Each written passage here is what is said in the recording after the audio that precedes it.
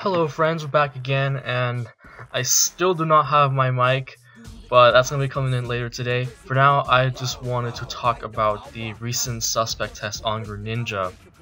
I actually finished my Rex a couple weeks ago, and today I just voted.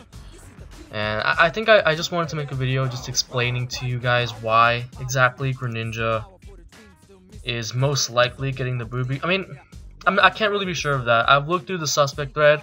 I've actually read some very compelling anti-ban arguments, but I wanted to make this video to clear up some of the misconceptions regarding suspect testing itself and what kind of reason is valid for this kind of thing, just to educate less experienced players. Because, you know, I've been around since the 5th generation. I've been around since 4th, but I didn't really get to experience a real suspect test until the 5th generation. Yeah, by the time I got introduced to competitive, Garchomp was already banned in DPP, Salamence was about to get banned. But I just want to clear up some common misconceptions. I guess the first one, and that's pretty important, is people are saying that Smogon is very ban happy in the 6th generation.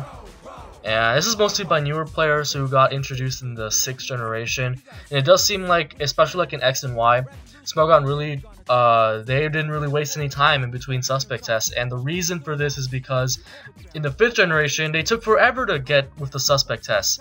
It was the other way around. People were complaining that, stuff was broken, and Smogon was taking way too long in their suspect process. So that's why when X and Y came along, the OU Council took it upon themselves to speed things up so we could have a stable meta in time. And even then, they still didn't really make it in time, because by the time we did get all of the broken stuff out of OU, and late X and Y is probably the best metagame we've had since Black and White 1, I think. And then ORAS came out, and then they had to start all over, you know? So that's the reason why it might seem like Smogon is a little bit ban happy, but the truth is that it was the other way around. And even then, throughout 5th gen was really long, and even then I don't think we've come close to the number of suspect tests that 5th gen had. So Smogon just can't win. It's either they ban too quickly or they ban too slowly. So yeah, there's that. And then I guess another misconception is some of the reasoning why Greninja shouldn't get banned. Anything involving the Ubers metagame is automatically invalid. Saying Greninja's too frail for Ubers, Greninja is too weak for Ubers, that is completely irrelevant. It doesn't matter. The genies that were banned in Black and White 2, they were ass at Ubers, but nobody cared. That's not why you don't ban a Pokemon. Another thing is this whole non-existent slippery slope argument of if you ban this, and this is going to become more powerful, and the cycle of bans never really stops. Again, that's one that doesn't really hold any water, just because that's not how it works. Even if something else does become broken after Greninja gets banned, or this is one people were spouting when Aegislash and Mawile were being suspected. They're like, oh, if you didn't ban Aegislash, then we wouldn't have this problem with Mawile. But the thing is, Smogon doesn't keep broken elements in the game just because it just happens to check another thing that's broken. I actually thought we should have suspected Mawile long before Aegislash. So yeah, that doesn't really work. That doesn't really work that way. If something's broken, you ban it.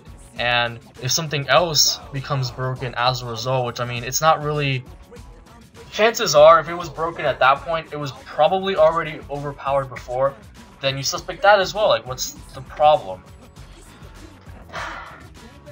Otherwise, you just have this really stale ass metagame in which you are it's not really that Pokemon are so overpowered, it's that you are put in a disadvantage if you do not use this Pokemon. That's how top tier it is. That's the way it was with Mawile, and that's the way it is with Greninja right now. If you're playing any kind of offensive team, if you do not have a Greninja on it, you're at a disadvantage against everybody else who is using Greninja. And I guess what's another really common one? I guess people who don't know what counters are, right now there's really only one real counter to Greninja, which is Porygon 2. And like Porygon 2 is a really niche counter. It's not terrible in OU, but it's just not very relevant. If your opponent does not have a Greninja on their team, Porygon 2 is most likely dead weight as a result, because it just kind of sits there. I think actually, like, even Kangaskhan, Mega Kangaskhan had more counters back when it was an OU than Greninja now. I'm not saying Greninja's as broken as Mega Kangaskhan, it definitely is not. But in terms of like the traditional definition of a counter, Kangaskhan actually had a few more like niche counters. That was like Sableye, Gourgeist, and Cofagrigus. But again, like none of those were relevant in OU whatsoever, so that's not really an argument. And the whole counter thing, like that alone is not grounds to ban something. Just because a Pokemon has counters doesn't mean it's not broken, and just because a Pokemon doesn't have counters doesn't mean it's broken. If you look at Hydreigon, especially like in Black and White, it technically didn't have a counter, but it wasn't broken just because it lacked many of the qualities that Greninja has now. First of all, it had a really odd speed. One of the things Greninja really has going for it is that, one, it doesn't have counters, and two, its offensive checks are really limited because it's so damn fast. And that's one of the things that Hydreigon really lacked in, despite it being a really decent Pokemon all around. Yeah, the pool of things to which to check Greninja are, excuse me, already really small. And when you have to rely on, oh yeah, and it actually resists a lot of common priority. It resists Bullet Punch, resists Aqua Jet initially, so that really doesn't help. But yeah, but even with the offensive checks that it does have, that's just not enough to, because you can't switch them in on any one of Greninja's moves. You have to either sack something, and at that point, Greninja has done its job. Greninja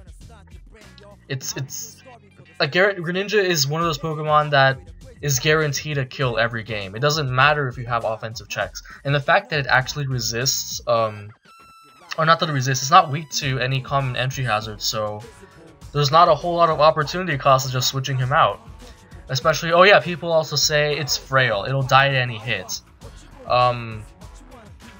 Again, that's not really a valid argument when Greninja is so powerful. Like, looking at its base stats, it doesn't seem all that impressive, but the power that Protean gives Greninja is actually pretty... It's actually pretty absurd for the speed tier that it's at and the kind of move pool that it gets access to. In X and Y, it wasn't really that big of a deal because you had stuff on balance teams like Clefable and Azumarill that could reliably counter the standard Greninja sets, right? And so balance in late X and Y was thriving. You know, teams by, for example, Crash and Boom Bang, Telly, even Ben Gay.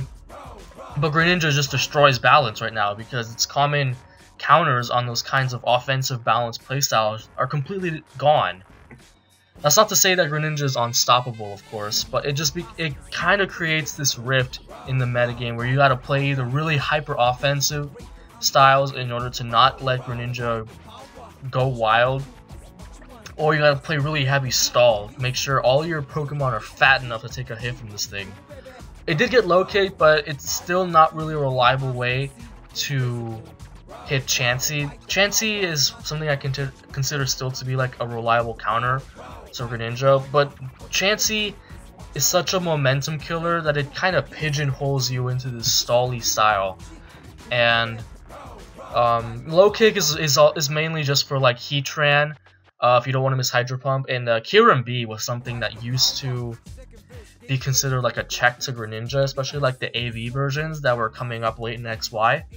And low kick just destroys all of that. It got like all the perfect tools it needed to bring so much support to offensive teams. Like, you can slap Greninja onto any even remotely offensive team and it does so much work automatically. It makes your team so much better. It needs little to no support to... Okay, yeah, that's the description. Let me get on this page. I know I'm quoting something where it says like something that requires little to no support to sweep through the majority of the metagame. That is Greninja in a nutshell. And that alone should make it definitely worthy of at least, you know, having a look over at it in a suspect test. Yeah, low risk and extremely high reward. There's absolutely no risk to you using Greninja. It doesn't matter what team you're using, as long as it isn't like a really heavy stall. Like there's no real reason not to use Greninja, which really kind of puts it over the top with stuff like Gungshot. Oko's Azumarill. Azumarill is not a frail Pokemon. 180 defense, that's a good amount. And this thing just destroys it. Even like the max HP AV versions, gone. Bold Clefable, which is starting to see a little bit more use now that it just kind of gives up on trying to counter Greninja. Because before, like, the common spread was to avoid the 2-hit KO from Hydro Pump. But now you're seeing more of the Bold set just because it has no hope of beating Greninja anyway, because Gungshot 2-hit KOs no matter what. And that's just really disgusting, to say the least. I guess the last thing I want to say in terms of like misconceptions or things more casual players or newer players will spout this kind of nonsense like, oh, Smogon bans things that they can't beat. Like, what they don't understand is the people who are voting, getting the Rex, and proving they're good enough to vote on this suspect test. Those are the guys using Greninja. They're not getting wrecked by Greninja. They're the ones wrecking with Greninja. And it might seem weird that we care about something other than winning for this suspect test to happen, but the fact is, like, good players, when they use really broken shit, like, they will recognize that they'll recognize, like, oh my god, Mega Gengar is just completely mindless. I'm just destroying the ladder with this. This isn't fair. This isn't a showcase of my skill. This is a showcase of Mega Gengar or Mega Mawile or Mega Kangaskhan being fucking stupid. And so that's why we have the suspect test, to have a game where we can show skill and not just a broken element of the game that we can exploit as good players. So no, it's not that Smogon's getting destroyed by Greninja or anything. You have to have like a brain tumor if you think that's why we suspect things. It doesn't really speak much to someone's skill if they top the ladder with like a Mega Kangaskhan and Genesect back in early XY. It doesn't really speak a lot about their skill because they used very broken elements of the game that were inherently advantageous towards them. So it's just to add more skill back into the game. Another thing that really pushes Greninja over the edge for me, and like a lot of people say, oh, Greninja has 4 move slot syndrome, it can't hit everything at once. But the thing with Greninja is that no move is essential on Greninja. Like stuff like Metagross that actually has 4 move slot syndrome, like it's a given. You gotta run Zen Headbutt, you gotta run Meteor Mash, most of the time you gotta run Earthquake. But with Greninja, you can build the set around your team and around what your team needs to cover. And it inspires, it's kind of interesting with Greninja because it inspires both strained team building and also awfully lazy team building. If you got a shitty offensive team that just gets walled by really common stuff, you can just slap on Greninja, problem solved. It just patches up so many holes in offensive teams in one slot, and it's really ridiculous. And because all of its moves are about as equally viable, it's extremely unpredictable. Like, at least with Metagross, you can say, oh, because it's running, you switch in your Slowbro, you get caught off guard by a Thunder Punch. Oh, if it's running Thunder Punch, then it's probably also not running, say, Bullet Punch, so I can sweep late game with Mega Diancie, right? With Greninja, you can't really do that. Like, if it's carrying something weird like Extra Sensory, that's not a guarantee that it's also not carrying HP Fire. So either way, a certain Greninja moveset, if you're building around like a balanced team, again, if you're not using like really niche crap like Porygon 2, there's always a Greninja set, no matter how rare it is, that'll just destroy you. And just because it was running, what I said earlier, Gungshot, doesn't mean it's not running HP Grass, or Dark Pulse for your Slowbro, or HP Fire. There's no guarantee of that, which makes it So the people that say, oh, you can just scout its moveset, it's not really that simple, because while Greninja, yeah, it's true, it can't cover everything in 4 slots, it doesn't really have 4 move slots in them, because it's capable of running everything it wants to run. With stuff like Lucario and Metagross, you can't run everything you want to. And with Greninja, even if you do get walled off, like if you don't run Dark Pulse, you get walled off by like the Stall Breaker Mew. But that might not even be something you're looking to hit because you have a Heracross or whatever, or a Bisharp. You see what I'm saying? So that's really what kind of puts Greninja over the edge for me, is just the support aspect. Very similar to Black and White Genesect. Provides too much utility for offense, and it inspires both lazy team building on the teams that have Greninja and strain team building on the balanced teams that try to adapt to Greninja. And even then there's no guarantee that you're going to come out on top. I guess I don't have a lot more to say. As for like, what are some anti-ban arguments? I guess really the only valid one is that yes, Greninja doesn't have any counters, and yes, Greninja kind of invalidates balance. But the only really effective argument here is that it's still not worthy of a ban, you know. I believe We Came As Romans, a very renowned ladder player, said that, you know, we didn't ban Kyurem in Black and White because it invalidated Stall. And technically it didn't really have any counters back then either. We don't ban Gothitelle right now because it kind of invalidates a lot of Stall cores. And so for that very reason, we're not going to ban Greninja just because it destroys balance. Like, you gotta understand, a lot of you are right, yeah, Greninja's not unstoppable. You know, Stall stops it, Hyper Offense puts a lot of pressure on it, but the reason people are in an uproar is because it just kind of eliminates Stall. I mean, not Stall, sorry, like bulky offense and balance, when like a lot of people in early XY thought it was going to be the renaissance of bulky offense that was more prevalent in like DPP or even like advanced era, and we haven't really seen that yet because of shit like Greninja, you know? I already voted.